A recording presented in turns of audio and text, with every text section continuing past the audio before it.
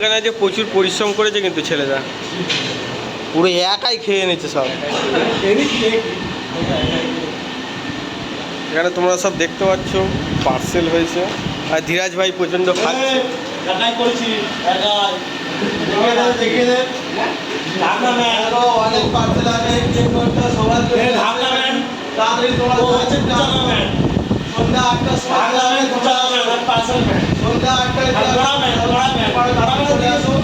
আমাদের এখনো প্রসাদ বিতরণ বাকি আছে, এটা শুধু পার্সেল ছিল।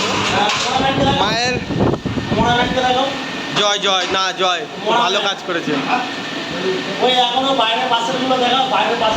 এখনো বাইরের জন্য বস্তা রয়েছে, এখন ভোগ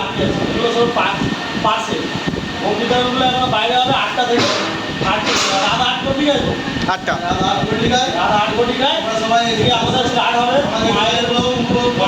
ধীরাজ তুমি তাড়াতাড়ি তোমার কাজটা কমপ্লিট করো, তাড়াতাড়ি তাড়াতাড়ি।